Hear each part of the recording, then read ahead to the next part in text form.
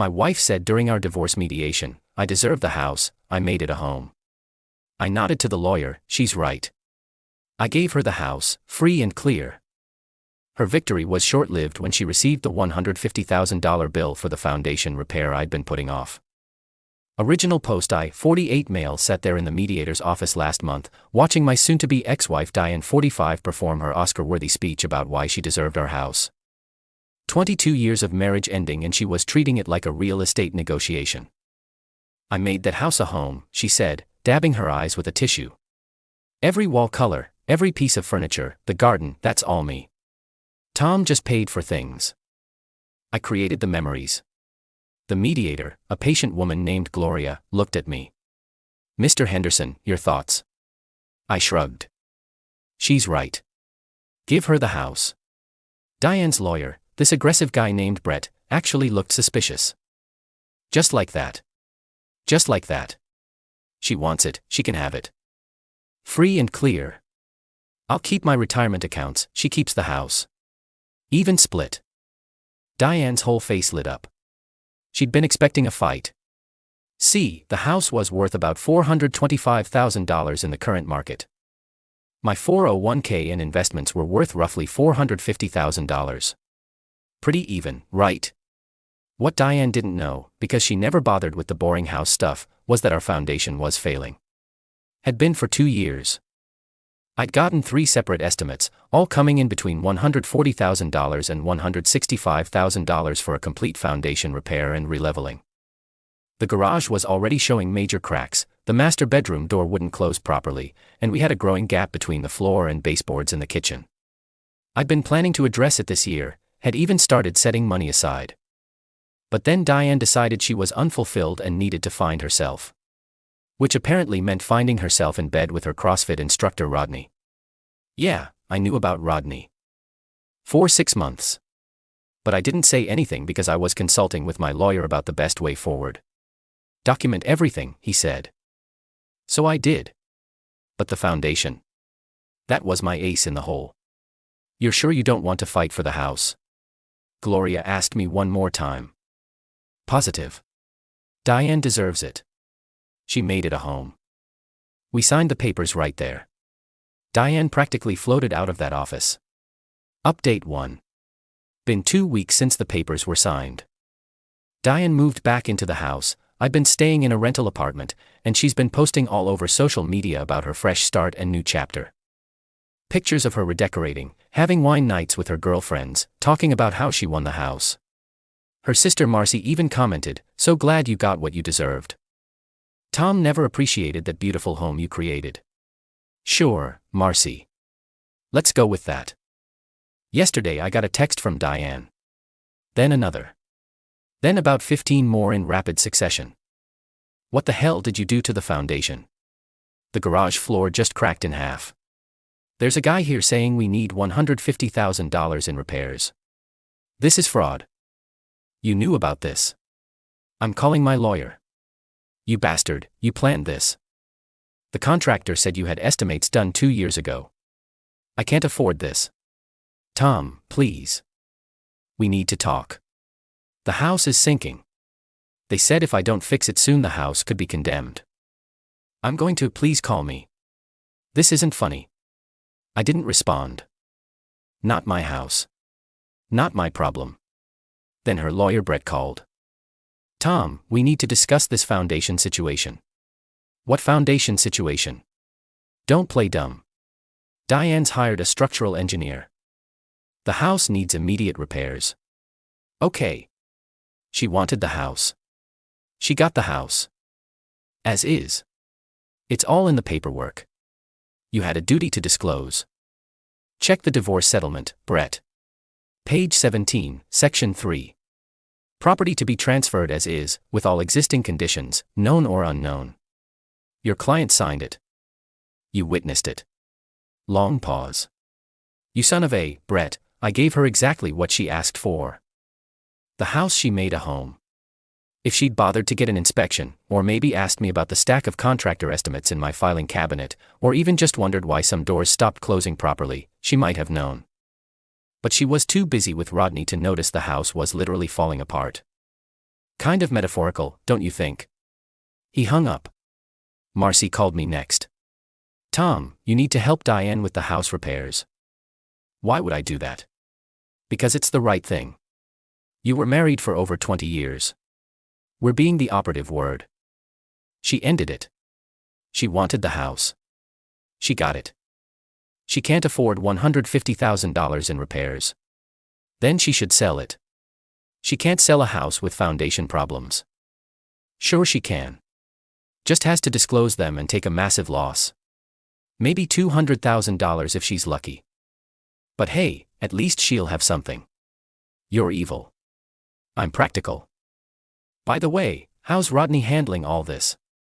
He moving in to help with the repairs? She hung up. Update 2. The escalation has been something else. Diane tried to go back to the mediator, claiming I'd hidden assets, the foundation issue. Gloria reviewed the paperwork and basically told her that as is means as is. Diane apparently cried for an hour in the parking lot. Then came the social media campaign. Diane posted this long sob story about how I'd sabotaged her fresh start, how I was an abusive narcissist who'd planned this all along. Some of her friends bought it, but others were skeptical. One of them, Janet, actually commented, "Wait, didn't you have a home inspection when you took ownership?" Diane deleted that comment real quick. But here's where it gets good. Rodney, Mr. CrossFit instructor, gone. The moment he found out Diane was potentially $150,000 in debt with a sinking house, he suddenly remembered he had a great opportunity at a gym in another state. Diane called me crying about that. He left me, Tom. As soon as things got hard, he just left. Shocking. The 28-year-old personal trainer who sleeps with married women isn't reliable. Who could have seen that coming? Don't be cruel. Diane, you blew up our marriage for a guy who does burpees for a living. What did you expect? She tried another angle last week. Showed up at my apartment with papers. What's this? A proposal. You pay for half the foundation repair, and I'll give you back half the house value after it's fixed and sold. I laughed. Actually laughed. So you want me to pay $75,000 to fix a house I don't own, then get back maybe $200,000 from a sale? When I could just keep my money and do nothing. It's only fair. Fair? Fair would have been not cheating on me with a guy who uses more hair gel than you do. Her face went red. This is about your pride. Your stupid male ego. No, this is about contracts and consequences. You wanted the house without any input from me. Remember? I made it a home, not you. Well, congratulations, it's all yours. Then came the desperate measures. She had her mother, Helen, call me. This 72-year-old woman trying to guilt trip me. Thomas, Diane is my only daughter. She made a mistake with that boy, but you're destroying her life over it. Helen, she destroyed our marriage. I just gave her what she demanded. The house. You knew about the foundation. And she knew about Rodney's abs for 6 months while she was supposed to be at book club. We all knew things. Please, Thomas, she can't afford this. Then she needs to figure it out. Just like I had to figure out how to restart my life at 48 after she decided our marriage was disposable. Yesterday, I heard from a mutual friend that Diane had to take out a personal loan just to start the most critical repairs, about $30,000 to stabilize the worst section. The interest rate is apparently brutal. She's also trying to sell everything valuable in the house. The furniture she picked out, the art she loved, even her jewelry. The dream home she fought for is now a money pit she can't escape. Update 3. Things have gotten absolutely nuclear. Diane tried to get me arrested. Yeah, you read that right. She called the cops, claiming I'd been harassing her and stalking her since the divorce. 2 officers showed up at my apartment on a Saturday morning. Sir, we've had a complaint about harassment. I invited them in, offered coffee, and showed them my phone. Officers, here's my complete text history with my ex-wife. As you can see, she sent me 237 messages in the last 3 weeks. I've responded to exactly 0. They scrolled through the increasingly unhinged messages. Everything from I hate you, to please help me, to you've ruined my life, to I'm going to destroy you. Sir, you might want to consider a restraining order. Already filed the paperwork. Court date next week. They left pretty quick after that, but not before having a word with Diane about false reports. Then she tried to hit me where it hurt. My job. Called my boss, claiming I was emotionally unstable and had threatened her. Unfortunately for Diane, my boss Jerry is also going through a divorce, and his wife pulled similar stunts. Tom, your ex just called. Said you're dangerous and shouldn't be working with clients. Jerry. Tom, relax. I know the playbook. My ex called my boss too, told him I was an alcoholic. I haven't had a drink in 15 years. Just document everything and keep your head down. But Diane wasn't done. She hired a different lawyer, some ambulance chaser named Pete who advertised on bus benches. He sent me this ridiculous demand letter claiming fraudulent concealment and demanding $175,000 in damages, foundation repair, plus emotional distress. My lawyer, Steve, actually laughed when he read it. Tom, they have no case. The disclosure laws for divorce property transfers are different than regular real estate sales. You had no legal obligation to tell her about the foundation. She had every opportunity to inspect the property she was fighting for. So what do? We respond with a simple no, and a reminder that she's already violated the terms of the divorce by harassing you.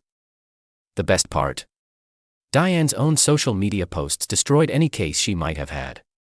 All those victory posts about winning the house, about how she deserved it, about her fresh start, they showed she wanted the house and got exactly what she asked for. Then came the rock bottom moment. Diane's mother Helen called me again, but this time she was different. Quiet. Defeated. Thomas, I need to ask you something, and I need you to be honest. Okay. Did you know about the affair? Before the divorce? Yes. 6 months. Long silence. Why didn't you say anything? Would it have mattered? Diane had made her choice. She told me you were neglectful, that you drove her to it. Helen, I worked, came home, cooked dinner half the time, maintained the house and tried to be a good husband. The only thing I'm guilty of is being boring compared to a 28-year-old fitness instructor. She sighed. She's asking me for money, wants me to take out a loan against my house to help her. That's between you and her. Thomas, did you plan this? The foundation thing? No, I plan to fix it this year. Had the money saved and everything. Then Diane filed for divorce. She wanted the house. Demanded it, actually. So I gave it to her. The fact that she never once asked about why I had contractors coming by for estimates or why I was moving money into a separate home repair savings account. That's on her. Helen hung up. Heard later she refused to help Diane financially.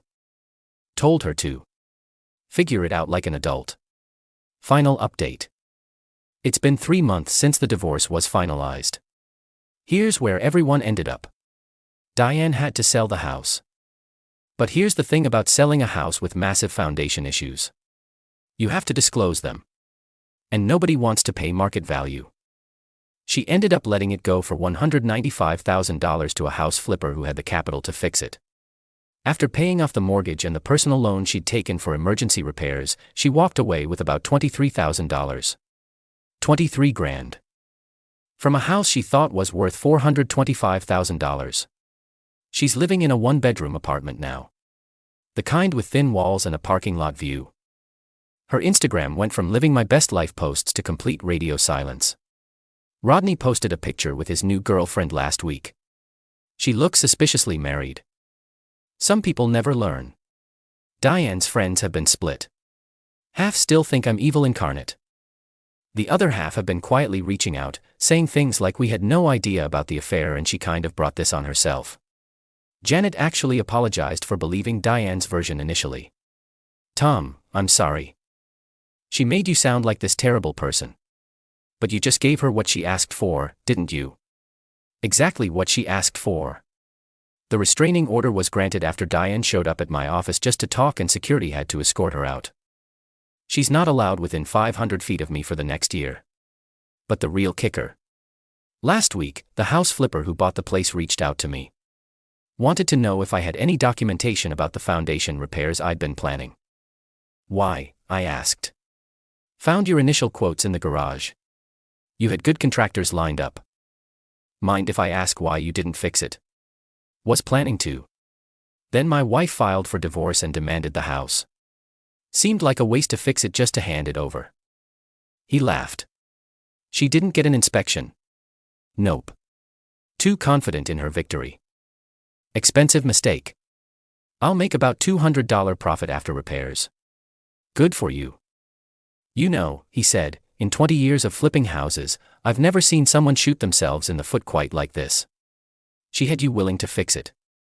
Had a house that would have been worth $450 easy after repairs and threw it away for what? Pride. Pride in a personal trainer named Rodney. Hope he was worth it. Narrator, he wasn't. As for me, I'm doing all right. Renting a nice 2-bedroom condo downtown, closer to work. Dating isn't on my radar yet, but my therapist says I'm making good progress dealing with the betrayal. Started playing golf again, which Diane always said was boring and pointless. Turns out I'm pretty good when I actually have time to practice. My lawyer Steve summed it up best over drinks last week. Tom, you could have fought dirty, could have exposed the affair in court, made it messy. Instead, you just gave her exactly what she asked for and let reality do the rest. Is it wrong that I feel a little satisfied about it? Wrong. No. You were betrayed, gaslit, and then blamed for everything. She thought she was screwing you over by taking the house. Instead, she screwed herself. That's not revenge, Tom. That's karma. Got one last text from Diane last month before the restraining order kicked in. I know you hate me, but I need you to know I'm sorry. For everything. I threw away a good marriage for nothing. I destroyed our life for a fantasy. And now I have nothing. You win. I didn't respond, but she's wrong about one thing. I didn't win. Nobody wins when a marriage implodes. I just made sure I didn't lose everything in the explosion she created. The house she made a home is someone else's project now. The life she thought she deserved is a cramped apartment and a mountain of regret. And the men she threw away for a fling. He's playing golf on Saturdays and sleeping peacefully in a bed that doesn't come with $150,000 in foundation problems. Funny how the things we think we deserve aren't always what we need. Diane learned that the hard way. One cracked foundation at a time.